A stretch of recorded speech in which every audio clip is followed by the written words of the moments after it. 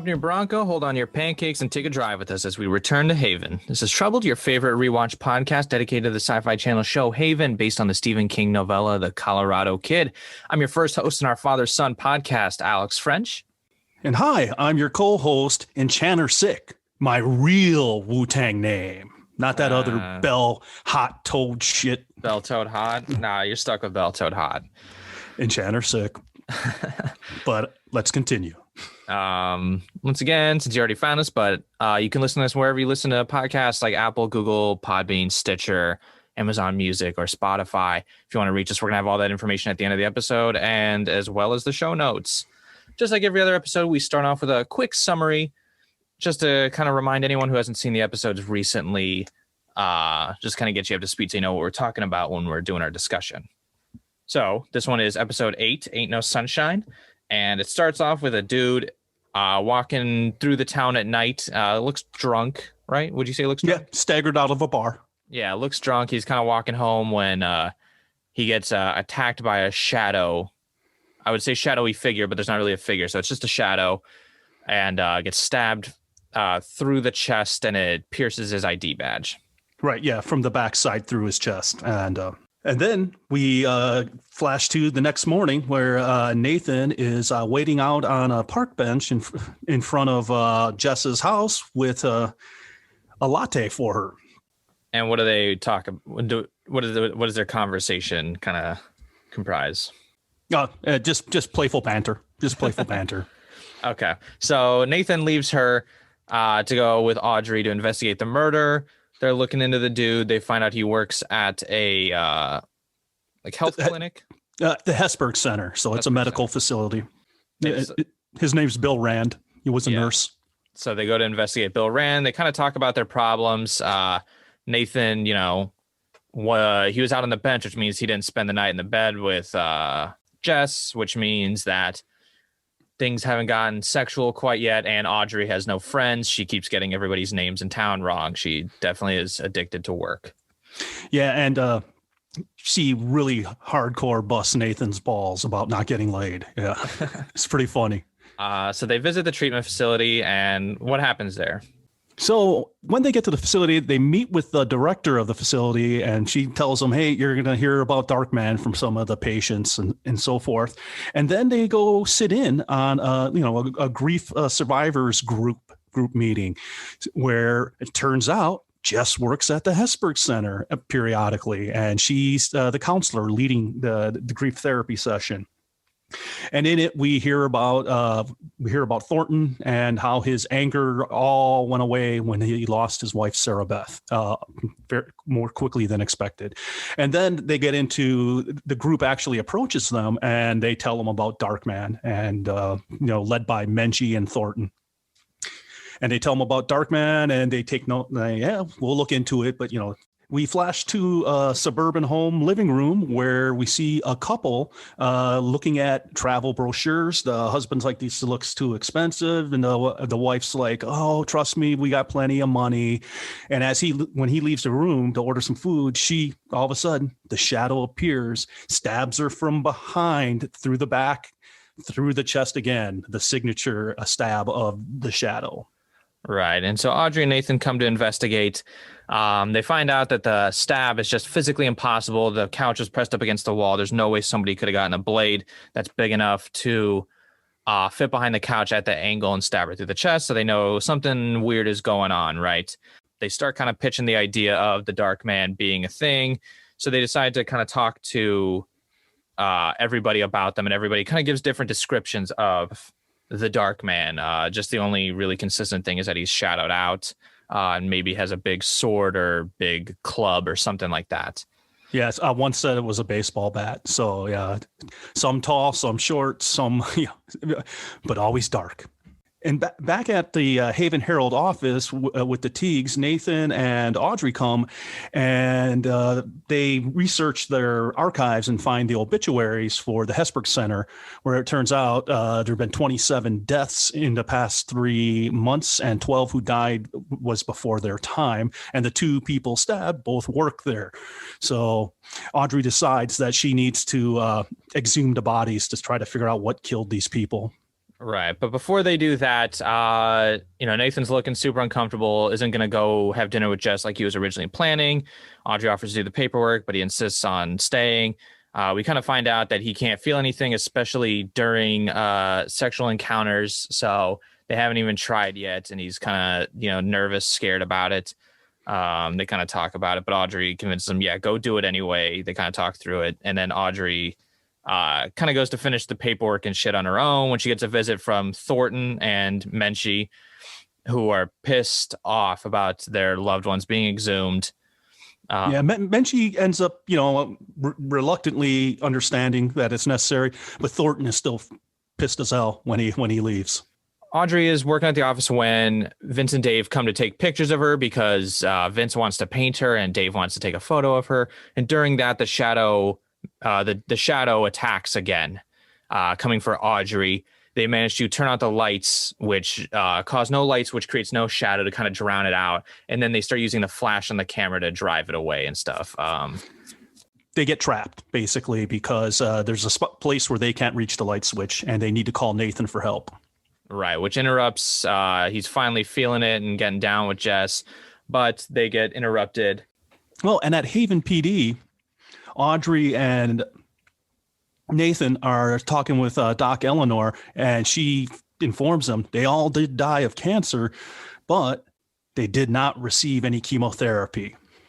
Right, and so Jess is at Thornton's house where she's kind of looking at all the pills, finds a bunch of stuff, and kind of figures out something weird's going on. So she steals the pills. Thornton figures out what's going on. He calls Menchie to talk about it. As we're kind of figuring out that what's going on, Nathan's trying to get a hold of Jess, and she gets attacked, right? Right. She is attacked by the shadow since she took Thornton's Sarabeth medications. She gets attacked by the shadow. She survives, but gets sent to the hospital. Nathan's just furious, pissed off as all hell. And they're going to go confront Thornton because they've kind of figured out that it's him. It makes sense that his cane would be the weapon that everybody's been seeing with the Shadow Man, or the Darkman, my apologies, the Darkman. So they go to confront him, and Audrey has to guarantee from Nathan that he's not going to kill Thornton. She's got to take his gun. He's got to calm down, but he's freaking out. He's pissed off.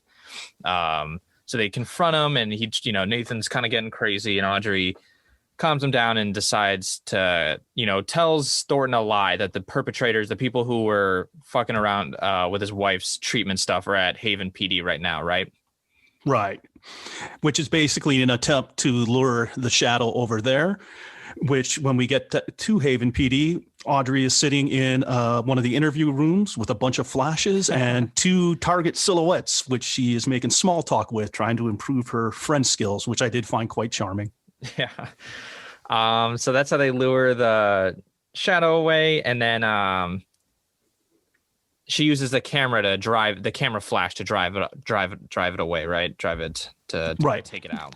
She drives it back to Thornton, and that way Nathan can then take Thornton and his shadow. Right. Yeah. To jail. So they arrest him. Thornton also asks at one point, like, hey, you should just kill me. And Nathan's like, I should, but I'm not gonna. So he, my partner asked me not to. Yeah. And then they kind of, to resolve everything in the aftermath of this crisis, Jess leaves Haven. She, breaks up with Nathan, and he's like, well, I can go with you to Quebec. And she's like, no, your life's too crazy. The troubles will follow you. I liked you, but peace out. As Audrey and Nathan are kind of done locking up Thornton, they're kind of putting him in a house that's totally covered by blinds, and you can't interrupt. Don't knock on the door. Don't open the doors. And the blinds are all covered, so nobody can get in. So no light can get in. So his shadow can't be formed. Audrey, says that she does have a friend. It's Nathan. He has a friend in her too. She kind of consoles him about the breakup. She kisses him on the cheek. And our last technically our last, but the last important moment is Nathan kind of looking longingly because he felt a kiss on his cheek. Right. He puts his hand up right where she touched him, and you could tell he's blown away by it. It's a powerful scene. I liked it a lot. Yeah. There's clearly the big crux of the episode. This is the big moment. The big reveal. Season. Yeah. Okay, what did you think of the episode, like ratings wise? I really actually like this episode quite a bit. It's a pretty cool trouble. Audrey is slinging the zings all throughout the show. We get some Teagues, we get some Doc Eleanor humor, and the ending is obviously a huge development. I gave it a 7.5 on the Frenchometer. Like I said, I really liked it. Yeah, I would give it like oh, it's tough. Either I try not to do like half points or anything. So I'll give it a 6. There's some things I really like about it, and there's some things I do not like about this episode. So we'll kind of talk about that now. Well, if there's no 0.5s on the scale, I'll move it down to a 7. Well, you use whatever scale you want. If you want to use 0.5s, and because that's a 20 point, that becomes a 20-point scale, but which is totally fine. I just try to use a strictly 10-point scale. Not that it doesn't matter at all.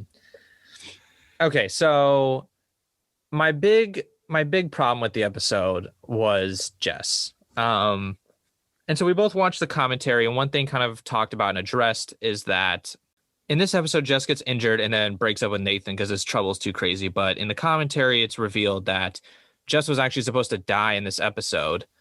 But the writers are basically, the showrunners are basically told they could, they can't do that. Don't kill her off. Yet higher ups didn't want it to happen. So right. And there's some other developments in the next few episodes that kind of make that are a bit dark. So they didn't want too much darkness in the season is kind of what Sam Ernst alluded to in the commentary. So it causes these kind of problems where a lot of Nathan's behavior is based off of the idea that Jess dies. Like his absolute rage and murderous intent, to me, seems completely unwarranted in the new version of the script where she survives. Like, has he ever displayed, like, what did you think? I didn't think that was, I thought that was just kind of ridiculous. I thought it took me out of the moment. Yeah, I think it is, inconsistent with the character, but I guess if I'm going to play apologist, but for the writing, that this is Nathan's first relationship since his trouble started. So maybe he's just supercharged because of that, and this is his first time we're seeing him in a romantic relationship, and that maybe I'm with you though. I don't think it's really plausible how he's like going on rampage. I agree with you there. Like he hasn't really shown in the past that he's willing to take it to that level, right? It'd be one thing, right? Yeah, no, he's right. He gets mad at the Rev, but at no point was he like ready to kill the Rev. Exactly. And then he used to date that, like, the Rev's daughter. And even when like things are dangerous with her and like how the Rev treats her, he doesn't get to the point that he would like kill the Rev. But here I don't know. I think there needed to be kind of a display of this type of rage. Like we need to know that he's, could go off the hook. Because I don't think like right. I'm sorry. I don't think Audrey or Nathan really have displayed any kind of like cavalier attitude. I guess that's why it's called Cavalier Guilt. They haven't shown this kind of cavalier attitude for vengeance the way this episode kind of showed. And I guess you're right that we haven't seen him in a committed relationship like that, but to me, that didn't really. It just felt like a holdover from the previous iteration of the script where she dies, and it seems like they didn't adjust enough to compensate. Was my take on it, because Jess's like reason for breaking up with him is just. It's dissatisfying. It was just lame because in the first time we meet her, she's like super down with his trouble. And I know it's different because she's now been negatively affected and like was almost killed by it. But she was like, she was so consoling to him about his trouble and being like, it makes you special, not a monster. And here she's like, yeah, no, I was wrong. Actually, you guys are monsters. Bye. Like. Well, and she's been such an inconsistent character. I'm animal rights, but hey, I still hunt, by the way, even though the hunt club folks are mad at me because I won't let them hunt in my land. But I hunt. Well, it's okay. I use trank darts. But you're eating venison, so you still end up killing it. So, yeah.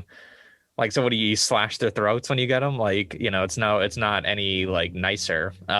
Good old fashioned koshering, huh? Which so that was like kind of my problem is it feels like Jess has been a plot device through her, I think 3 episodes she's been on the show. It feels like the writers use her wherever they need to, however they need to, where it's like, oh, we need a kind of suspect character. We want to get Audrey to give Nathan a kiss, which we didn't do in the first episode. So, but we also kind of want to like create this like love tension romance thing with Jess. So she's used for that. Then, at this point in the story, she needs to like be a gun, like, use a trank gun. At this point, she needs to hate hunters. At this point, she needs to like Troubled. But at this point, she needs to not like Troubled. It seems like she's the ultimate like rubber band character where they just stretch her wherever she needs to go rather than having set characteristics. And that bugs me. I don't like that because I like Jess. I thought Jess was a cool base character that they stretched too many directions to get done what they needed to get done. Yeah, she was a good character, and I won't miss having to pause and then rewind because of the accent. She says, Nathan, if you leave, the troubles will follow you. Do you like if Nathan moved to Quebec with her, do you really think any of this shit would yeah, okay, he wouldn't be able to feel stuff still, but it's not like a fucking stuffed bear would come attack them in Quebec, or it's not like a guy would blow up a church steeple by touching a painting in Quebec, No, that's not really a good excuse. She, the troubles, what would come with Nathan would be Nathan's trouble. He still wouldn't be able to feel her in Montreal, but that's the only trouble that would come with him. I don't know where, how it's going to find him. Yeah, there's no other troubled people. It's not like Quebec, has like, Quebec doesn't have a guy who, if he eats food, it turns rotten while he's stressed out or anything.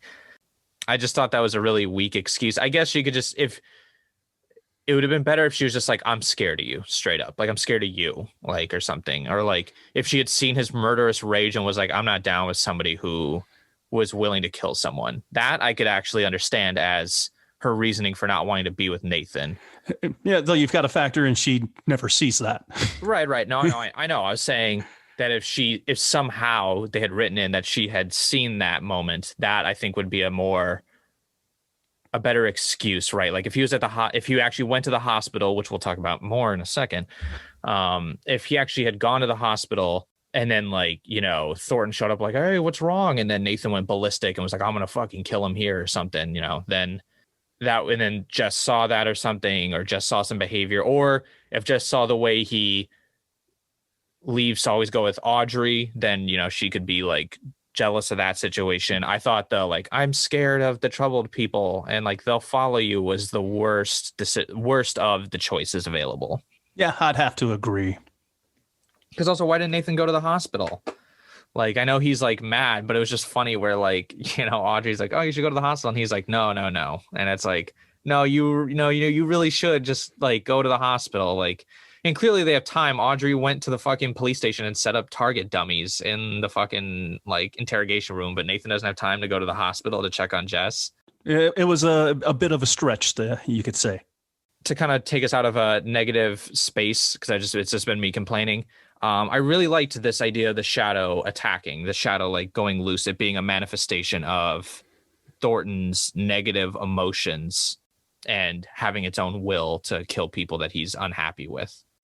Yeah, it's a really cool trouble. It's one of my favorite ones from the season. Which one would you say is your favorite so far? Which trouble was your favorite to watch? And then which trouble would you want to have? Not Nathan's, but one of the main kind of one of the main plot, troubles. So we have weather control. Right. We have dream, random dreams that manifest in real life. That was cool shit. But yeah, I don't have any control over that, and that could bite me in the ass. It's happening while you're sleeping. You don't get any benefit of that happening. Then our third one is your music takes away people's like inhibitions or whatever, or unleashes people. I don't think I'd want that one.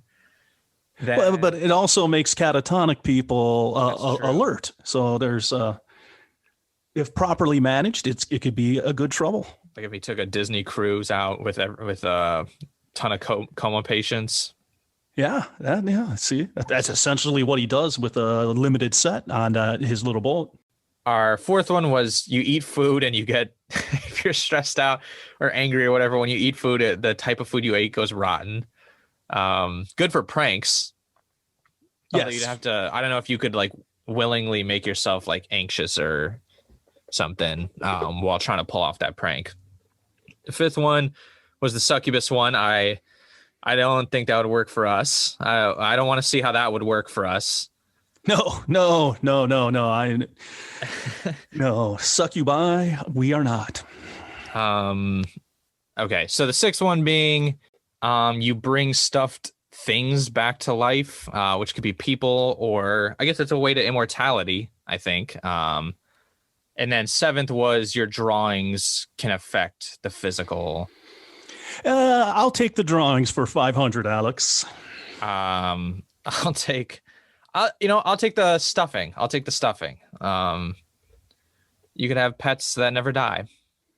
Yeah, that was I'm sure producer Steve would appreciate that, but I still think I'm going to stick with the drawing, even though the thought of keeping yourself alive forever sounds, pretty tempting as well.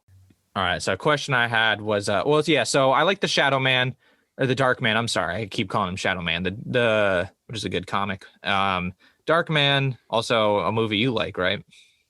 Yeah, it's a cult classic from 1990, starring Liam Neeson and Larry Drake. Very, Sam Raimi's first film with a studio. Some of us are fans of the Evil Dead trilogy, and this was like his first studio film, and it was really well thought of by critics. And to be honest, I haven't rewatched it in a while, so I don't know how it's aged over the time and all of that. But I know I liked it at the time, and I know you watched it when you were little with me, but you probably wouldn't remember that. So I know you did rewatch it, and were not a fan a couple years ago. Oh, like 12 years ago. Okay, 12 years ago. Yeah, Darkman's whatever. I thought the Shadow or the Darkman, I just did it again. The Darkman could have been a bigger plot. I would have actually liked to have seen it stretch over a couple of episodes. I thought would have been cool. Also to kind of like break the monotony of one episode cases. It would have been nice to have this kind of background threat of like, they still never figure out where the shadow killer, this Darkman, is going to appear next, and it can be a little background mystery for like 2 episodes, two extra episodes. But it'd also be nice to see an episode where they fail to solve a case. They wrap up every case super conveniently. It'd be nice to kind of have one where they, at the end of the episode, they're like, well, shit, we didn't solve it, and it's going to take till episode 10 to finally get the shadow killer. Right. Well, make it a more complex of a situation to address so that it can stretch for 2 episodes versus like this, where, I mean, it's patently obvious, that Thornton is it's his shadow killing everyone. Did you guess? I mean, the second I saw him, I was like, yeah, it's him. Yep. Yeah, I think. Yeah, blind guy. Yeah, with of course. Cane. With a cane.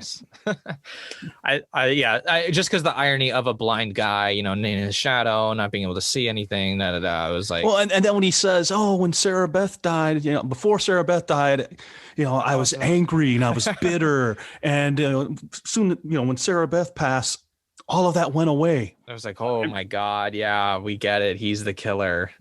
Yeah, we get it. And, and I guess, to be fair, the thing that we have to learn is he doing it intentionally, but which we find out he's not. I mean, I guess there could have been more to it. Like, what if Menchie was like emotionally manipulating him or something? But it came out getting him to kill people that she once killed. Yeah, but it came out pretty much, you're like, yeah, it's him. That's his like angry side. And that's kind of all it was. So I thought it was just such a fun idea and good concept that they should have tried to stretch it out. And since we know that they got the whole season not ordered from the pilot, that they had time to kind of construct these, I would have liked to. In that situation, you have a bit more room to kind of do more planned out stuff earlier in the development phase. I would have liked a little bit more of that. I mean, Jess was a nice little 3-episode subplot, right? But this could have been like kind of our new little subplot as the main mystery, I guess pun intended, the main mystery of Lucy has kind of not even been addressed for how many episodes has it been since we really talked about it? Probably, well, I mean, little like Doc Eleanor says, "Oh, I'm going to help you find out about your mother." Oh yeah. Well, yeah. So information that seems to come out of nowhere, where it's like, what? It's her mom. Seems to come out of nowhere and doesn't really get expanded upon, where, Audrey seems to have like, yeah, no reaction. Whereas I'd have been like, whoa, whoa, whoa, whoa. How do you know that's my mom? Like, but anyway, we haven't really touched the big mystery in a while. So it would have been nice to kind of get this, unless I'm going to look like a fucking idiot, because in the next episode, we're going to probably have a big mystery revelation. Yeah, you're going to look like that regardless of what you say. But yeah, we didn't get any development in the Carl Kidd case, which I would have liked. But and we didn't get any time with Duke or with Chief. But I didn't mind. I liked the episode. It was one of the episodes I liked the most of the season so far. Yeah, we didn't get any Duke or Chief. What do you think Chief does with all his off time? It seems like he is actually never around. There's a shadow killer killing people and attacking people in the police station. The Chief is just out fishing, I guess. Well, you would think he would be inquiring with Nathan and Audrey if, hey, what's the status? You got any ideas on this killer? But instead he's either at the Haven Hunt Club pounding beers and shooting harmless animals with his buddies, or he's out on his boat having boat drinks, listening to country music. Yeah, the captain from the last episode, from Sketchy, taking him out for drinks and gambling. Not anymore, since Nathan refuses to jump in the water to save a drawing and lets a man drown, even though he was garbage. He is a cop. So Audrey is a big point. Audrey is scared Nathan wants to kill this guy, right? Yeah. So what kind of plan is it that Audrey's like, all right, here's the plan. I know you're in a homicidal rage that I had to take your gun away to prevent a possible murder. I'm going to leave you here alone with him in the dark while I go to the police station many minutes away, that if you start going crazy, it's going to take me a while to get there, and you'll probably be able to kill him in the time it takes. Like, what fucking kind of plan is that, to leave him there? I mean, she might as well have been like, all right, here's the gun with my fingerprints. I got gunpowder on my hands. Here's like an alibi for you. She basically just set him up to kill this guy. Like, maybe she thinks her relationship with Nathan is so strong that him, giving her the gun and pledging not to, that he will honor that. I agree with you. That's an incredibly large stretch, and I'm probably, going to bat too much for the writing job on that. But it's like putting I don't know, a heroin addict in a room with heroin and being like, well, promise me you won't do it. And I took away your rubber tubing, and it's like, well, he's still gonna he's still gonna do it, like, even if you take one of the main tools that he uses. I just thought that was a little preposterous, a little bizarre. Why not send Nathan to the police station and like tell him about the cameras? But I do get that she was the one who, this would be her third time of having involvement with the cameras, right? With the first time they're taking the photo, and then the second time it was just her, Vince, and Dave, and then the third time, Well, Nathan doesn't need to practice his small talk on some silhouettes, so that's why it had to happen. And Fitz, it's just funny because she needs to definitely practice her social game, because, she makes an ass of herself here. One of my biggest pet peeves in life is people not remembering names. I know it's something people, really can't always help, having like bad memory and stuff, but man, it really pisses me off when people can't remember, when they can't remember your name. And I understand, but particularly others, I guess I get less offended when they can't remember my name, but I get more offended when I'm like, man, you can't remember that person's name. Even though I say this and I forget characters' names all the time that in episodes we just watched, but in real life, I try to be very good about remembering people's names. Yeah, the no friend shtick was all right, and the name spiel I thought was really funny at first, but then, like I said, it just it went a little too long for me. And even in the commentary, Sam says that sometimes when he finds something that he thinks works really well, it's really funny or cute or clever, that he might go to the well too many times. And I'll have to agree, that's something I've noticed while we're going through this season, that when they find something like that, they sure do kind of hammer it. They go a little bit too far with it, but I still like it. Like the the good, like right in episode, I want to say it was 4, when everyone's like, "Oh, you look good, Audrey," and she's like, "Just good." It seemed like you were kind of annoyed at the overuse of that joke too. I didn't mind that one too much. This one, I do agree that they maybe went one too many times, like where it was like, okay, now it's at the point of parody where she literally can't remember anyone's names. Well, right now, earlier episodes we talked about a Haven drinking game. You could have one here. You do a shot every time Audrey gets a name wrong. Yeah, well, you're gonna At the end of this episode, you'd probably need to go to the hospital for alcohol alcohol to get your stomach pumped. Get your stomach pumped. Toxicity, alcohol toxicity. Well, I guess you wouldn't be able to get drunk, but if you maybe like take a shot anytime Vince and Dave are doing stuff where they're admiring Audrey's looks, or here it's like, oh, can we paint you and photograph? I'm like, she's a cop. Like, what the fuck? No, you can't like paint me and photograph me. Like, I'm working. Hey, he's gonna do the painting off of the pictures that Dave took. Do you think we see that painting? I don't remember. I feel like we do. I think we do. I don't remember. I don't remember. I can't say 100%, but we'll find out soon enough. I know for sure that these guys worked in Minnesota because they love Target. Yeah. Would Target have a Haven? Would Target have a Haven? They might have DVD copies of Haven, but would Haven have a Target? I don't know. What do you think? You think they'd have a Target in Haven? Maybe like in a nearby town, like maybe in a bigger town nearby. So Dave's going to go drive over to I have no idea where Haven is geographically compared to other Maine cities. I don't even know my Maine geography very well, but maybe Bangor or fucking Portland have Yeah, that's fair. Yeah, I just Target. Yeah, but he doesn't mention, it's, I won't be able to get it to noon because I'm going to have to drive an hour to get to Target.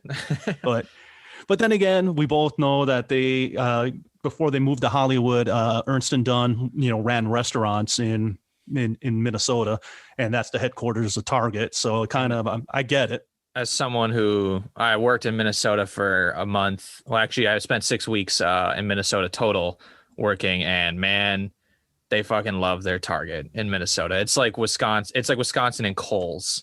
Yeah. Or Wisconsin. God damn, do you guys love Kohl's? They love Target. Well, and everything was just go to Target. Get it at Target. Get it at Target. It was always Target. Yeah, it's not as cheap as your grocery store, but it's at Target. And in Texas is HEB, the grocery chain, which they are awesome though. They're probably my favorite grocery chain I've experienced. Though King Soopers in Denver is pretty darn good as well. You're not a fan of Piggly Wiggly? No, we had one in where I grew up, and I didn't like it. It just felt weird. Something seemed off. What was the main grocery store in Wisconsin again? In Milwaukee? Pick and Save. Yeah, is the big one. Yeah, I believe it's owned by Kroger, who owns King Soopers and that. And it's Pick and Save is regionally branded for Wisconsin. Yeah, so that we know. So speaking of that scene, man, that was a doozy with the photography argument, the Targets, and then our article about the Darkman. Oh gosh. So Audrey comes in being like, okay, all these people are talking about the Darkman, and I need to figure out what's going on. Like, let me look at let me search it through your articles. And they're like, oh fuck. Like, yeah. Vince is like, oh dude, we're gonna be so embarrassed when she finds the only result. And what comes up? Well, it comes up in an article that says Black Man moves to Haven from 1959. And wow, that was not what I was expecting. Even I'll give the writers that they got me. They got me. I wasn't expected that, and when I saw it, I was like, "Holy shit! Does that fly in 2020?" Yeah, I think so, because it's like they weren't like, yeah, like what do you think, Audrey? They were clearly embarrassed. And they're like, oh, and Dave's like, it was a different time. Like, yeah. I swear. And I think Vince says like Haven's changed and that, and they mentioned it on the commentary that, they don't think it's unreasonable. And to be fair with them, I agree. In 1959, there probably weren't a ton of Black people moving to Haven. Well, and there was something interesting with that article. It turns out the Black man who moved to Haven was from Alabama, and he was a carpenter. and apparently a pretty good one. So that's what happens when you pause and you actually go get close to the screen and read it. Yeah, I thought it was nice because like it's ridiculous to think that this tiny town in Maine back in the 50s was like, racially sensitive.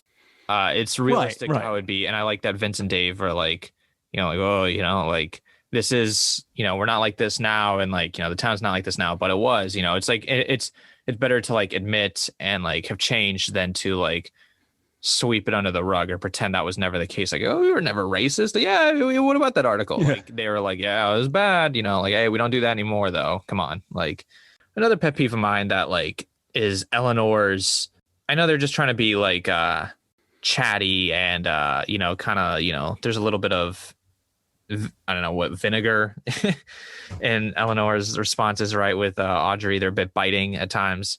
But yeah, very sarcastic. That's kind of what they're, Doc Eleanor goes through a lot. So she has said, why can't I laugh and have, and try to have as much fun as I can while dealing with all these troubles and problems.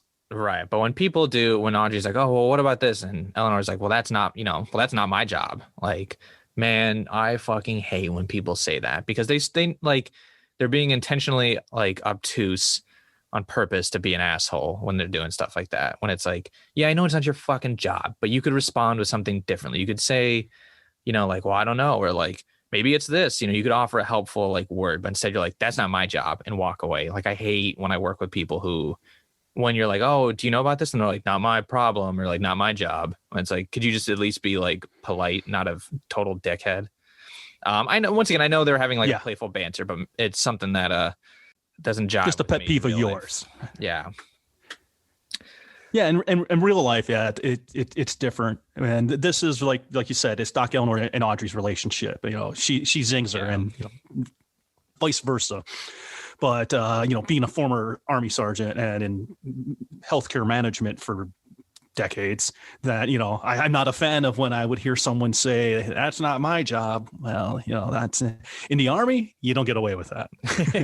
Civilian world, you can at times get away with that. But there's something you'll always learn, probably in some of the work you've done, is you get a job description and it says other duties as assigned at the bottom. Well, it's also like you're part of a team, like, and part of your duty as part of a team is like, and when you're in a team, someone else's job is also lightly your job to a degree. I understand, like, I'm not saying like Eleanor should be there looking through the case files with Audrey. I'm not saying she should be like filing paperwork and like chasing down criminals. I'm not saying to like, but like, part of your job is being part of a team, and part of your job is like cooperating with your like teammates at any job that's not individual. You're part of like a network. So I think that's always bullshit when people are like, well, that's not my job. It's like, well, part of your job is being like my fucking coworker, my teammate. So like, don't fucking like, don't have that attitude. Once again, though, that's just their relationship having fun, but must have obviously triggered something in me. Yeah, apparently so. Yeah, gotcha. So one thing with this episode, I mean, Nathan really went through the meat grinder in this one. I mean, AP and Jess both are busting his balls, like when she comes into Jess comes into the station and brings them food, and the fucking Audrey's like, hey, marry this woman. And then Jess is like, well, you got to get to second base first. I mean, poor man. And just yeah, it's just the marry this woman comment is like, dude, how long have they been dating? It's not even like, come on. I hate when people say stuff like that. Yeah, and then later on he finally things are going his way, and then he gets cock blocked. But like I said, so he goes through the meat grinder on this one. But and this is something we'd wondered about in previous podcasts is is Nathan able to hoist the mainsail? And did we? We find about him being a bedwetter. Well, but I'm pretty sure we talked about, can he, because of the lack of feel, if he could, like I said, now hoist the mainsail and, actually ride the hobby horse with someone. But we found out in this one because at one point, Jess says when they're kissing, she says, "You're ready." And to me, that implied that he was able to, make it happen. I was pretty happy for. You were pretty happy for what? Him? I'm, wouldn't you be happy for it if you had a friend who it was in question? Yeah, A close friend. No, I don't go around hanging my friends going, hey, how, do you need Viagra or Cialis? No, I wouldn't. I don't do that, but yeah, I thought it was good for him. Maybe that's why Duke was throwing that party in the last episode, right? I know it was an old elderly woman, but I like to imagine he throws parties for his friends being able to. They celebrate it. Why don't you give another? I know you. This is a bit. I feel like this whole episode is an excuse for your innuendo terms for yeah, making the beast with two bags.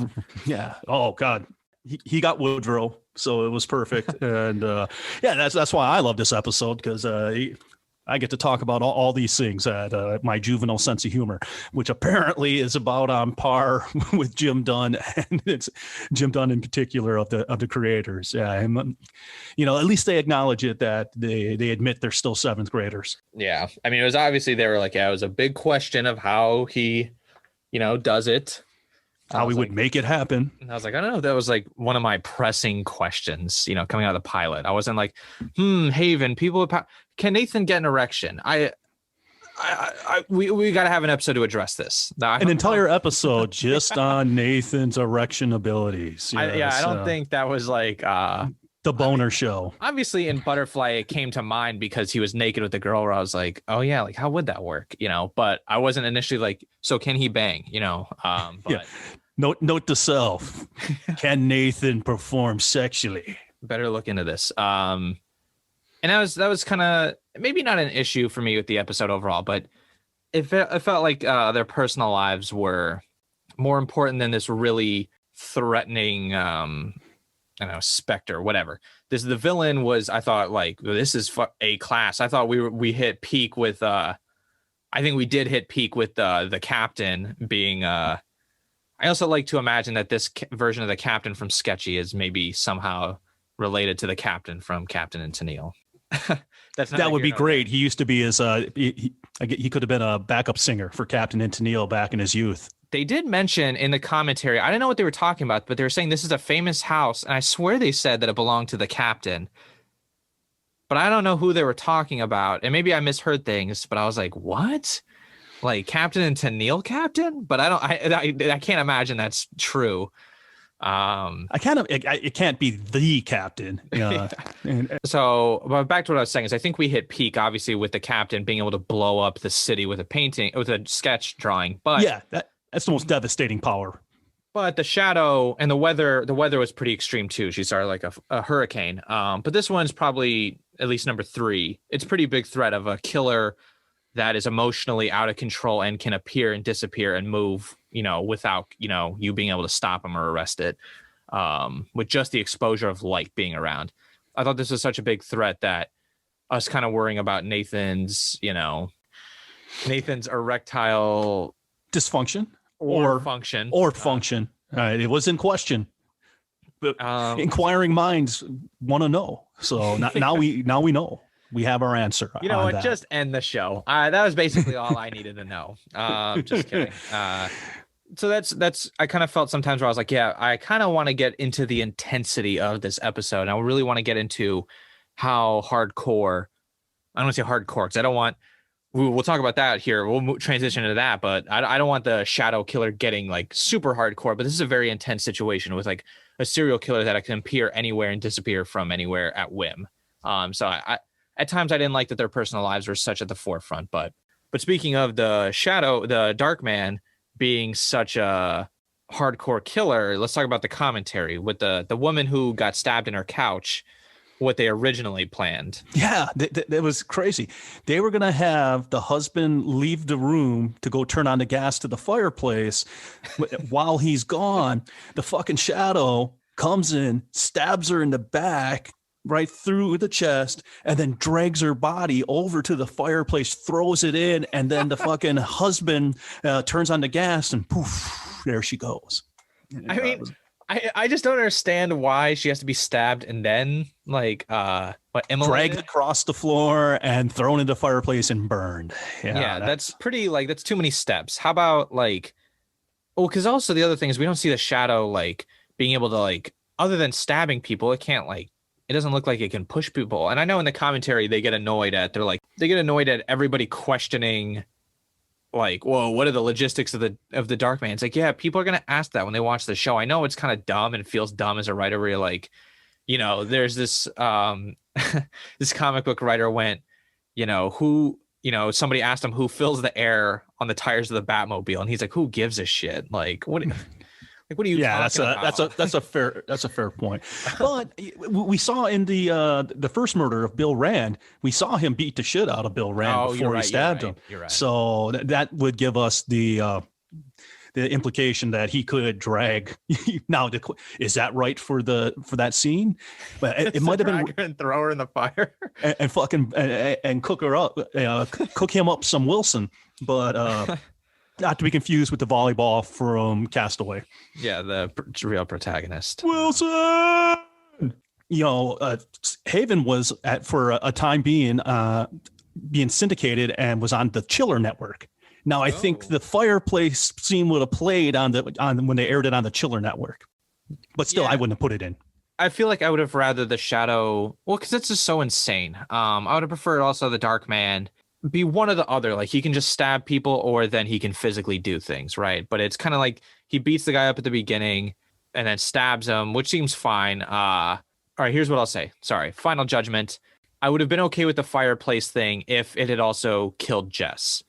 Because at the beginning, he beats the shit out of the guy, impales him. Then he impales a woman, throws her in the fire. I would have rather just one or the other, to be honest. Like maybe he slashes her like, God, this is even more violent.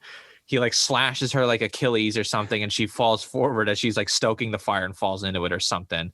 Or he just pushes her in. He just pushes. He pushes her in. Yeah, the old foot in the ass and right into the flames. Yeah, face first too. Maybe he bends over. Like that joke where one person gets on their on all fours behind somebody, and then you push them over. Yeah. Maybe he does that. Splits into two. One gets behind her, and then the other one pushes her in. Do people still do that nowadays? I haven't been a kid for a while. We did it as kids, or we did it like when we were like 13, 14. Yeah. So I don't know. I think the Shadow monster was either we go super violent or we kind of stay where we're at. And I would have preferred just stabbing. But it's kind of weird with Jess. Like, what did it do to Jess? Really? Yeah, we really don't see it. It doesn't show, but she's got like bruising up by her, just below her neckline and her shoulder there. And so what? It killed everybody else, but it just it was just giving her a warning. Yeah. Yeah, it's just like I'll beat the shit out of this guy, impale him. Her, I'm gonna impale and throw in a fireplace, and then Jess, I'm gonna choke her out a bit. But to be fair, they were planning to kill her. So. Right. So once again, I think adjustment. Well, thankfully they didn't go with the fireplace plan. I didn't. Like I said, I would have been fine with it if they were willing to take the whole episode to the next level. But it would have been so weird if that happened with the tone of the episode. Because also the episode's like I said, it's about their personal lives. It's like, can Nathan get it? Can Nathan get little Nathan up? Like that being like a central question. And Vince and Dave's like, yeah, we're taking photo. Like, it's just too much of a humorous episode to then be like, yeah, then that girl got impaled and thrown in a fireplace. It's like, it would be ill-fitting, I think, to the tone. Too contrasting. Yeah, all the way on one end of the spectrum, swinging all the way to the other end of the spectrum. Well, and then as I was mentioning before about Nathan, so, he had all these rough things, but then he has the good news that but then the most important thing is that, at the end, when Audrey's consoling him and he can feel her touch. I mean, that's big time, and that's like the biggest revelation since Lucy. Yeah. That was clearly the big hitter of the button of the episode. And I liked it. It just... It's hard. I think I really was like, I remember the first time I watched, I was like, whoa, this is crazy. This is big. This time, I think now it's because I went to school for it now. Not that means much. And I've more practiced, once again, not maybe increased in quality, but in volume, is I've written a lot more and I like study writing a bit more. So I think for me, that's kind of like glaring for me, and I didn't enjoy the moment as much. I also forgot it happened this soon. Once again, like Duke owning the Grey Gull, I was surprised by the Audrey Nathan, because I was like, man, it happens this soon? I thought this was like a same thing. I thought this was like a season 2 thing, or maybe like episode 13 this season. Yeah. So it's just, I'm finding it looks like we're going to get a lot revealed to us by the end of the season that I thought took 2 years to do. Yeah, me too. They're moving. So we just complained about them not moving, but it seems like the second half of the season, but we're also saying like, wow, I didn't know these big developments. So were we expecting it to go slower? I guess I'm not sure. Right. Yeah. No. To be fair, but yeah. So he's got the touch. He can feel the touch. That's so cool. That was neat. I thought Lucas Bryant played it well, and then again, I like the way he acts. He's a good actor. Do you think a kiss on the cheek was like, did you think it felt weird? You know what I mean? Like, or did you like, do you think that was the appropriate, do you think like your female friend would give you a kiss on the cheek after getting dumped like that? Yeah. I think so. It was because it was kind of the moment, they had gone through, he'd gotten Audrey to accept the fact she has no friends, and she works too much, and he busts her chops about her, maybe one of the reasons you don't have friends is you can't remember anyone's fucking name. So you keep calling me Bell-toed hot instead of Enchanter sick. Yeah. And maybe I'm not going to like you, Audrey. But so they go through that together, and then she sees him get his heart broken, and to console him, a kiss on the cheek because they got each other. Mm-hmm. So he's not alone. I could see it. And I think this is just me being like picky. And this is just because like we're peeling away the layers. And I think I am just being very picky in this moment. I don't think this is an actual criticism of the kiss. It was a very nice moment, very cool. This is me being picky, but I think the kiss is fine. I think it was a very good moment. I just wonder if it was because they originally intended for them to kiss in the pilot, and then that got changed once they got the whole series, and they didn't need to put that kind of like zinger, exciting moment in, so they knew they could push it later into the season. And this felt like a good place to do it. I wonder if there was like she holds his hand or something would be more like natural, or I feel like even a very cinematic, although it was still like I thought a well shot moment. I feel like a nice hand touch would have been just as powerful. I know it sounds like so lame. Like it sounds like I put plastic on my couch. I'm like, a nice hand touch would be enough. But I think a build up to a kiss would be, because then it's even, I don't know.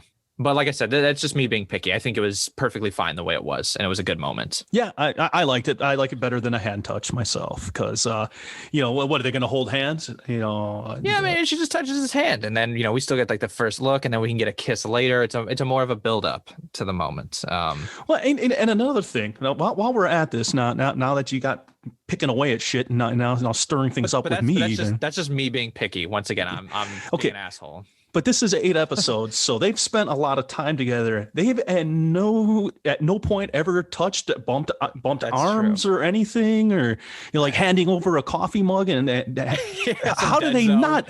Yeah, so they want that coffee. They're writing episodes all about him touching people incidentally, right, and getting flashes of like, yeah. But then in this show, they have to write them incidentally never touching. Your daughter, your house is on fire. Okay, there's my bad Walken. I'm sober. That's the sequel. Feel free to edit that one out and not embarrass your dad.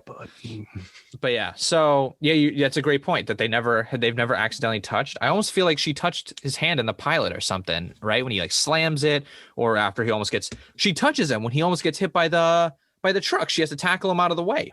But maybe it's because of like. Maybe now. We don't know. Maybe it's just recently. Maybe they've touched before and like nothing like everybody else. But now something's changed in Audrey. The more time she spends in Haven or blah, blah, blah. Yeah, no, it's just like when the scene where she tackles him, he might not feel that because he's got all these clothes on in the rush of the moment, and that maybe he didn't, realize it then. But this, she kisses him right on the, right on the skin, not too far away from those wonderful sideburns. I was just going to bring it up. I was like, another look at those sideburns, man. He needs some work. Yeah, Guys need like, you know, how women have like eyeliner or something. Guys need, you know, some kind of burn liner or something, so you can kind of fill them in a bit. They look a little thicker or something. yeah, just a little Sharpie, and Yeah, just get the Sharpie out, and it works for hairlines. not mine, unfortunately. I would need a can of black paint and a paint roller. What did you? Okay, so this is very very incidental and just stupid to bring up, but at one point Jess was reading a book to Thornton. It was because he's blind, he can't read, obviously, so she was reading to him. Yeah, Romeo and Juliet. Yes, Yeah, it was Romeo and Juliet. As they brought up in the commentary, they had to use a public domain book. Did you? And it was originally going to be what, Paradise Lost, right? right. Do you think? What do you think would have been? Do you think Romeo and Juliet was the best book, or do you think? Okay, first two-part question. One is, do you think they should have gone with Paradise Lost? I don't know if it's in public domain. I would assume so. Or do you think Romeo and Juliet was a better choice? Second question, if neither of those, which one would you choose? That's public domain, as far as you know. Yeah, I don't know if Paradise Lost is public domain. Didn't they mention something about how it was like republished like in '79 or something? There was something up with why they couldn't use it. But so do you think it was the better choice, Paradise Lost? Yeah. How many women think you think Paradise Lost is their favorite book? I mean, I'm sure there's some, but Romeo and Juliet, the classic tragic romance, Whose favorite book the is Montesquieu's Shakespeare? in Capulet, a pretentious douche. But I was like, who's like, I was at home last night and reading my favorite Shakespeare. It's not even a novel, right? It's like a play, isn't it? Romeo and Juliet. Well, it's a play. They're all written as plays. I mean, the only thing else he wrote sonnets. He wrote sonnets, yes, and that. But I could see a woman liking Shakespeare, Romeo and Juliet more than Paradise Lost. Milton. Oh, yeah, right? nobody. I think Paradise Lost was more for what thematically they could say with it.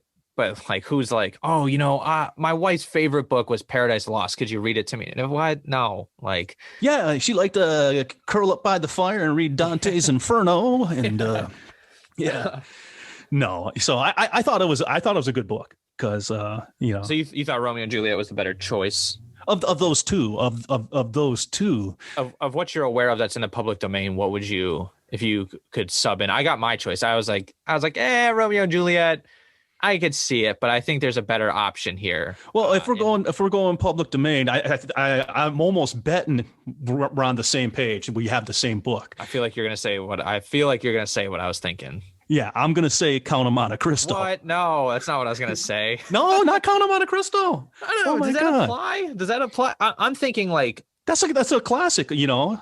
It's my favorite. It's my favorite book.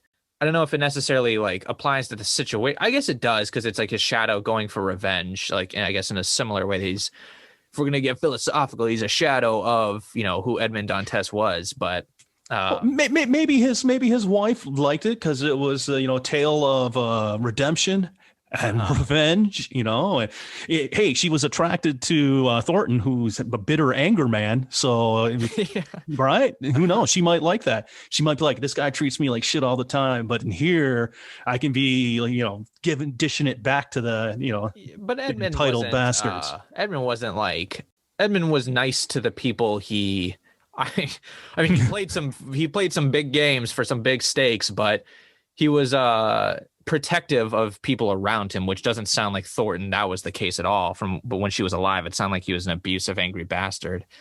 So I don't know if the comparison's apt. Well, I don't know if I'm ready to jump to he beat the shit out of her and shit like that. I'm just saying that's where my mind went. He said he was angry and bitter, which I'm going to take as petty. What do you think he had that cane for? Because he's fucking blind. That's why he had the cane. It's so he doesn't walk into the fucking wall. The book I thought was a perfect analogy, and I could see being someone's favorite, was Frankenstein.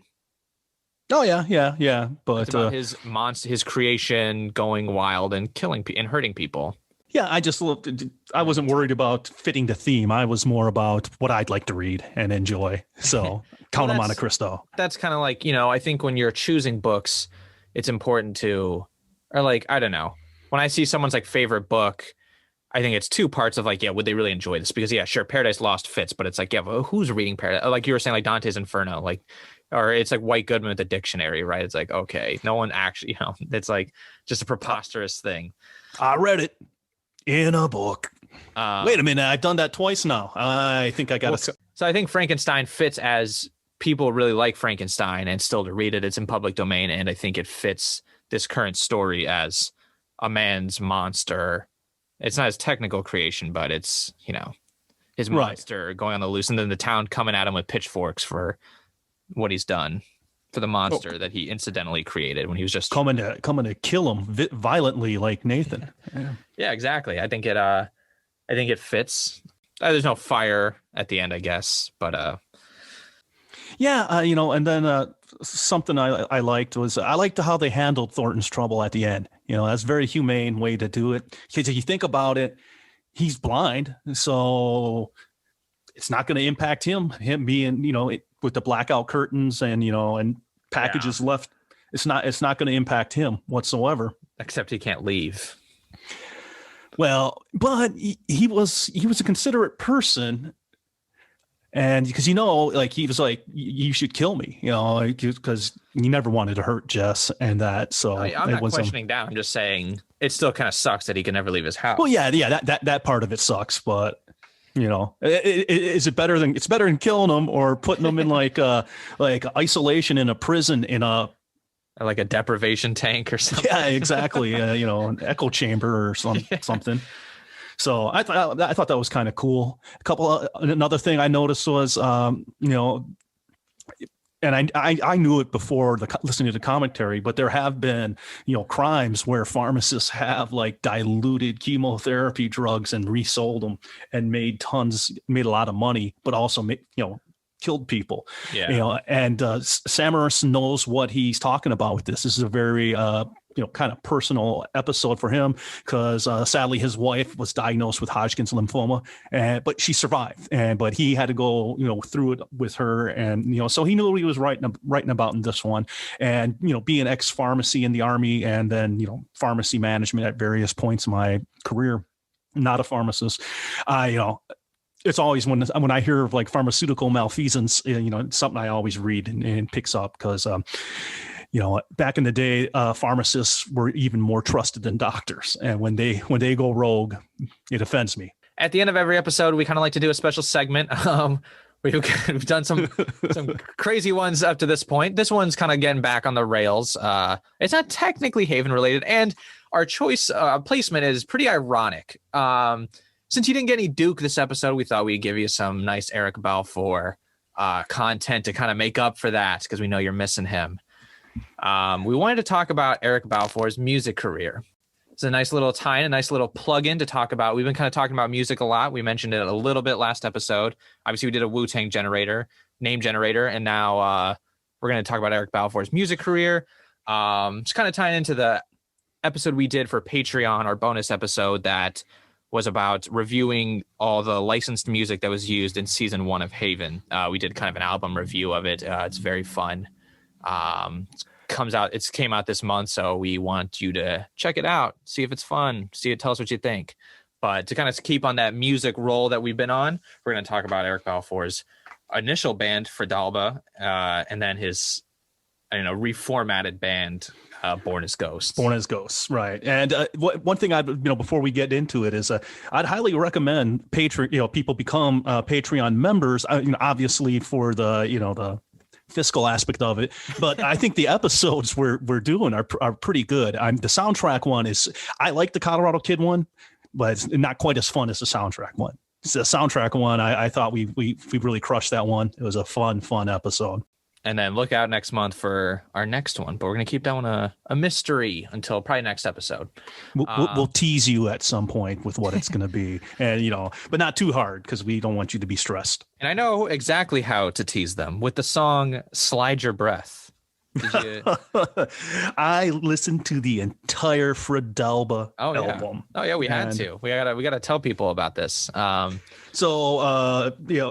Eric Balfour's first band was Fredalba, and the The only album I could find was Uptown Music for Downtown Kids. Yeah, I think that's the only one out. And then released January 6, 2005. Yes, and fun. I looked at who the record label was. It was by Pillar Records, which should sound familiar because it was created by Sean Pillar and his mother. Do you want to tell us who Sean Pillar is? Oh, one of the executive producers of Haven.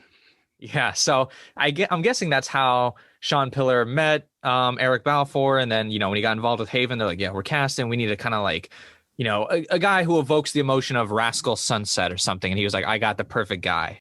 Super. You're gonna like this guy. Yeah, he's super good looking, charming, good actor, musically talented. His name is Eric Balfour. So I'm guessing that's where the connection came from. There was also some other connections. If you listen to the Patreon episode, we talked about Lindsay Price. She has a connection to Sean Pillar, right? Used to be married to him.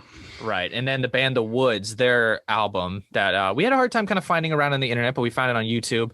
We talk about them on the Patreon episode too. They have some songs in the show. They're also on Pillar Records. So those are pretty much the only 3 albums I could really find on. Yeah, I wouldn't recommend not The Woods. Let's leave the mystery. Yeah. They have to listen to the Patreon episode to find out if we like The Woods or not.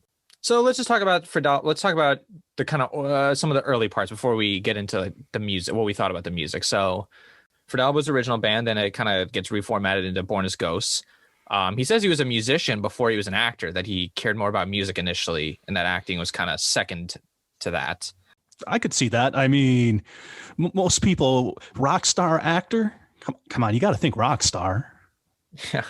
At least I would. I mean, it's not even close. Though I would take being an actor, even if it was Tromaville films, I would do it. Or would you be a model? Would you model, act? I mean, he got all 3. He's got the trifecta. He's modeling, acting, and releasing albums. But if you had to pick one, which one? I'm guessing you would pick music, right? Yeah, definitely. By far. I mean, though my dreams of being a middle-aged male model for women in their 70s, it would be, You gotta get on your Sharpie game. You gotta get on that Sharpie game to get there. I'm not bald. My hair is clear. Like you said, debut album was Uptown Music for Downtown Kids. The name, I don't know if you found out how they named the band. Yeah, I did. Why don't you tell us? So while Eric and one of the other members of the band were in France, they only had US dollars and they needed to exchange for euros. And they came upon a prostitute named Fredalba who was willing to exchange their dollars for euros, even though she ripped them off on the exchange rate itself.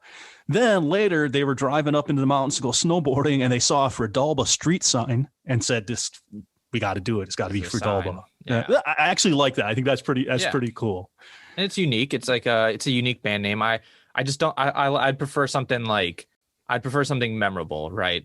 Which like you're gonna like hate me, but like a band called like The National, I'm like, nah, like a dumb band name. Which I know you're like blasphemy. You watch your mouth when you talk bad about like Matt Berenger and the boys. You're gonna go off like a Dalek on me. Exterminate! Do not blaspheme. Exterminate! No, yeah, you're out of the will now. Yeah, but Fredalba's an interesting name. Born as Ghosts kind of goes back to being generic. I'm not sure how. I don't really like that as a band name. I prefer Fredalba. Well, you know where they got the idea, right? For Born as Ghosts? Yeah. No, tell me. I didn't find this one. It's a song on the Battle of Los Angeles by Rage Against the Machine. So they got the name actually from. No one said that. I'm assuming that, especially when I listen to their music and I hear, I can see Tom Morello effect, in some of the guitar playing. You know what happens when you assume? No, I'm just kidding. Hey, I'm giving Eric and the boys and some cred here, And girl, they had a flutist in Fredalba. I don't know if she was in Born as Ghosts, but Fredalba, she had a flute, and I would say actually the flute was one of my favorite parts of the album. For I have it right here. Uptown Music for Downtown Kids. So I would say the flute is probably one of my favorite parts of Uptown Music for Downtown Kids, to be honest. So she's a flautist? Is that what it is? A flautist? Yeah, yeah. I don't. Yeah, that's a flute player. Okay, yeah. Okay. You should have an electric flute. How would that be? Like a yellow card with that electric violinist. They should have like an electric. But in the interview, he was like, yeah, introducing a flute was a cool element that previous older, like some of their influences had. And I thought I actually liked the flute a lot. I thought it was like a nice touch. Broke up kind of the some of the songs blended together, but the flute kind of, I thought, gave distinct sounds. I listened to every song and rated every song on a 10-point scale. And you can check our notes and stuff for the exact ratings. But what were some of your favorites? my favorite song on the album was Progression. And I really liked, it's got a nice chill vibe. I really liked it. I think I liked Progression. Yeah, and then my second was probably Prepare to Reactivate. Yeah, I had nice funky guitar, and I kind of liked the samples and scratches in it, and because you can see their influences right through this. Incubus, freaking. Well, I think it was just a product. Incubus, Rage, and sometimes even some Sublime, maybe some with a little reggae, like. Very SoCal. It's very Southern California sound. And that's where they're from, so it's natural for them. Like the most popular song based on downloads was "Leaders of the Wasteland," which I ranked in at a 1 because it takes effort to make music. They get a 1. Leaders of the Wasteland is probably one of my least favorite. Probably one of my favorite moments of the album is the song I already mentioned, which was "Slide Your Breath." Was a wild experience. I was like, I read one of his interviews. I don't know if you read the Honolulu or the Hawaii one when he was on that show, but he talked about it, and he was trying to make a Prince song, like what's the song? It's Darlin' Nikki. Yeah. He was trying to kind of homage Prince. And he's like, I don't know if I succeeded. I don't think so, but it was pretty fun. There is like a full blown like orgasm in the middle of. There's just a woman moaning to climax in the middle of the song. That was just like, you're like, what the fuck? Like, because the song, I was like, yeah, whatever. I was like, oh, okay, this is the Prince one. And I was like, whatever. Was he really doing Prince, or was he trying to do Barry White? Because he said Prince. I think he probably got casted once. I'm going off the commentary. Sam Ernst and Jim Dunn, they were talking some ladies up in the commentary, and I think they heard this song and they're like, oh yeah, Eric Balfour gets it. He gets what we're going for. And they probably showed him a clip. They showed him a clip of the Audrey trying on dresses in the boutique scene for Vince and Dave. Flash forward to that, and Eric Balfour is like, "Yeah, I'm in. Yeah. I got the song for the background in that scene. Yeah, yeah. Shine. There were parts of Shine that I kind of liked, but goddamn, was it cheesy? Oh my goodness, the like openings of him being like, "Yeah, you just got to cut through the fake, fakeness of the world and like be yourself and like believe in it." I was like, all right, man, I don't need the like dare PSA and the It just sounded cheesy and lame, but I think it would have been the song I think they most could have turned into a single, like a radio single. Yeah, I think Progression definitely would have been a radio single. Shine, I gave it a 6. I like the opening, actually. Good guitar intro. Yeah, it kind of gets worse as it goes. But I and I'm not cracking on them because it takes effort and talent. He has more albums than we do. So like I'm just not a fan of his rapping. It just doesn't seem to fit him for me. And I know that was popular at the time, but I just that's like when he's like Leaders of the Wasteland. I absolutely hate. I mean, there was an article one of the articles I was reading where they're comparing his rapping skills, to like other contemporary things, and they're like, yeah, similar to Mike Shinoda, and I was like, whoa. Okay. Like, he's got Grammys, all right. He's got Grammys, and I have to make a very concerted effort to find this. Okay, so.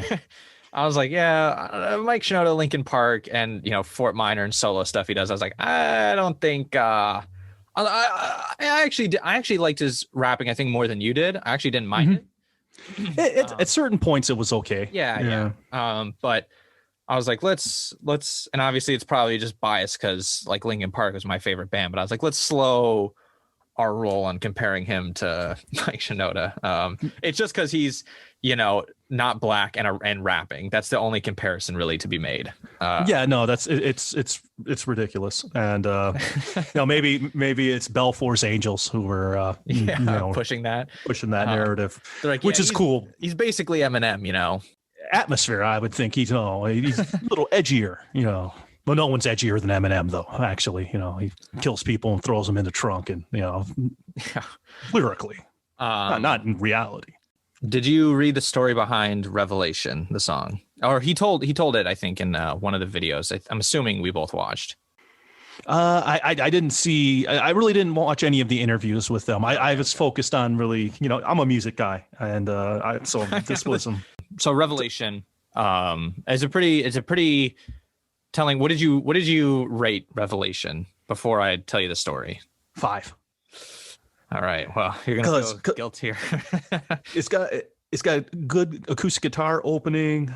I really like the horn section, the trumpet or sax. I mean, I thought it was trumpet, but it might have been a sax. I really like that. The chorus it's okay, and I didn't like his rapping. So right. So, story behind Revelation was that before he was driving, one day he was driving, and a drunk driver swerved over and smashed his car. And he kind of swerved to try to avoid him, but the car hit him anyway. And his car went up onto the sidewalk, hit a kid, and ran over the kid's leg. And the kid lost his leg. Oh God, that's horrible. So this one's kind of this song is kind of about that. And so the first verse he said, I think, is like kind of just like about how he's feeling, and then the second verse is kind of telling kind of the story of what happened. And it was pretty intense in the interview. He's getting pretty emotional, and you can tell that it was very it was really hard. I mean, I can't imagine I can't imagine that. No, that is because he's like, yeah, I know, like, obviously it's not really my fault, but like, it's hard dealing with the idea that you like really fucked up this kid's. I was my car that like ran over his leg.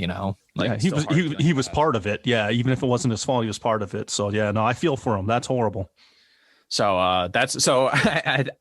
You hear that and you're like, oh man, I can't dislike this song. This is about, like Slide Your Breath. You can be like, oh, okay, he was trying to do a Prince song. But this, you're like, oh man, like this is really hard, intense, emotional stuff. And it always, it's one of those moments that kind of reminds you of what artists are going through or what they're trying to talk about and what, Right. Well, and back to Slide Your Breath. I mean, the only person who can do a Prince song is Prince, and he's no longer with us. So there will be no more, unless there's some new stuff like in the vault of his, because he was just too unique. I mean, I've never thought of someone and go, oh yeah, he's just like Prince. Oh, Prince is a one of a kind. It's kind of like Bowie. You never hear everyone goes, oh yeah, that guy's just like David Bowie. Right? Speaking of people we've lost, that's horrible. Yeah. What would you rate the album overall? Out of 10. Did you give the album a rating? For some reason I did not, but I'm looking at it. So you did every song, but not the the album. Yeah, I mean, I'll say this is that it's very of its time. It's very hard to like listen in 2020 for the first time, because a lot of elements of it are like things that were super specific to that time period. And so unless I think you have like nostalgia. And it's easier because, I like music from that time, or, like from that time period. I think this is something I would have liked some songs on as a kid. Not probably all of them. I think it's a little too funky for my taste when I was back in 2005 when I was like 13, like 12, 13. So I think it was too funky for my taste. No. What did you... I would rate the album probably 6. Because, I mean, I really, really do like progression. I will probably add that to my Amazon playlist. That's the only one I really super liked, but like I said, Prepare to Reactivate was pretty good. I gave that a 7. So yeah, I think a 6 because I got quite a few 1s. I give them a lot of credit because my biggest concern going into this was, is this just a vanity project? But then, it turns out, like you said, he's a musician first. So it wasn't. And he can sing. He can sing and he can play. I mean, they're actually talented musicians. It's just like I said, it's very dated. And if you eliminated a lot of and I could see how it'd be too funky for you. Every now and then I like some funk. Then I don't mind as much now. But I'm saying 12-year-old me's tastes. So yeah, it was It was good. I can see why, it didn't hit the Billboard charts. Yeah, I would say one thing I give it a lot of credit for is that it mixes an outrageous amount of elements. Like, I mean, you got like the turntables are so dated, but it's got like, it's got like scratching, it's got flute, it's got like singing, rapping, guitar, like some are more rocky, some are more rappy, some are more like funky. Hold your breath, it's just got an orgasm in the middle of it. But I'll say that it feels cohesive. It feels like they've fit these crazy ass sounds for the most part, I think, into a brand, right? Like it has a specific, I mean, it's significant because I did a podcast about it, but now there's like, to me, a Fredalba sound where I'm like, yeah, it's a SoCal funk, rock, rap, flute, like music. So I think it has like a nice little has a nice feel, whereas like some albums you listen to and you're like, yeah, I don't know what was it, that one song, right? Like maybe a record label pushed a certain song into the album that they didn't want or something like that. Yeah, it was. I agree with you that it was cohesive, and I think it works for the type of music it is, and that SoCal, LA SoCal sound. I totally can see that. Like I said, I'm a big Incubus fan. I saw them at South by Southwest. They were amazing. Uh-huh. And and that was kind of popular. I was having the DJ up there, scratching and stuff, and that. Like I said, I was worried it was a vanity project, but he can play, he can sing, just probably isn't the best rapper, but not to be offensive, but because I would like Eric Balfour to join the show some point in the future. Like how that's offensive. He's not the best rapper. I mean, if you were like, he's a shit rapper, then I would understand. Yeah, I ain't gonna go you're that. Offending him with being like, I don't know if he's a great rapper. I'd imagine he's like, yeah, I'm probably not a great rapper. And then we're gonna get an angry email with him saying, the fuck, what? I am a great rapper. I am a great rapper. That's right. Well, he eliminates rap out of it pretty much completely with Born as Ghosts, right? From what I've listened to, yeah. I didn't find much, like, really. It's hard to find it. Yeah, I had to probe around. The big song that has two versions of it, right? The rock kind of version, and then he has a slowed down version of Light On. Yeah, Light On. What did you think of Light On? Which one did you hear both of them? The fast and slow version? Yeah, I like Light On, actually. It's catchy. Yeah. It's a catchy song. For me, it's like a transition. They went from really doing this Incubus, Rage, maybe a little Sublime mixed in thing, and then because it's it's after Fredalba, so it seems like they're moving more closer towards the emo side. Though I probably wouldn't say it's doesn't have any of the screaming in the middle of after beautiful choruses. Well, that'd be screamo. Screamo, right? So it's a good song. It's catchy. Like I was telling you, it's been stuck in my head all day because. Yeah, I actually like the faster version than the. I kind of thought. Yeah, definitely. My tastes have changed significantly, but as a kid, definitely when that came out, 2007, I want to say was the year it had, or 2008, something like that. Something like that. I definitely would have listened to that song. That would have been definitely one I liked a lot when I was 14. Or 13. I definitely would have liked Born as Ghosts. I hear songs from that period and I'm like, ew, like, meh. But this one I was like, yeah, this is good. I would have definitely liked this a lot back in the day. Because once again, they're very much both kind of eras of his music are products of their time. There's Eric Balfour's music career. If we missed any songs or stuff that you guys are like, wait, they didn't talk about, email us, reach out to us. But I think that's the end of the episode. We'll return to the town beneath the town in 1 week. The quickest way to reach us is by email. You can contact us at troubledrewatchpod@gmail.com. Once again, you can find us on just about anywhere you listen to podcasts like Apple, Google, Spotify, Amazon Music, Podbean, Stitcher. We'll also have the podcast up on YouTube and Vimeo if that's all that is available to you. We don't have real video, but it's just kind of like a little thing on there. And it really helps us when you hit the like or subscribe, and even more if you leave a review. If you want the podcast straight from the source, you can visit us at troubledpodcast.com. We'll have all our episodes, news, and the like all in one place for you. And if you want to follow us on Twitter for updates, you can follow us at Havens Troubled. That's a capital H and a capital T.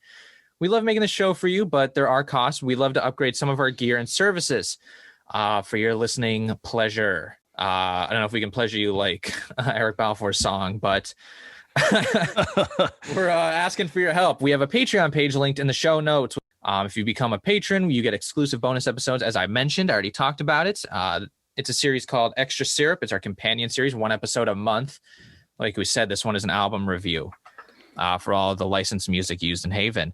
We're always excited for listener feedback, and we love to hear from you, whether it's criticism or praise. We want to interact with the fans. I want to thank everyone for listening to us. And, if you know anyone who would like to hear the show, please feel free to spread the word. And once again, please send any feedback you'd have. We'd love to hear from you, even if it's not, hey, why don't you guys, knock this out or try this or something. We'd be glad to hear what you have to say. I want everyone to be safe. Have a great week. And most importantly, please remember, never let your troubles get you down.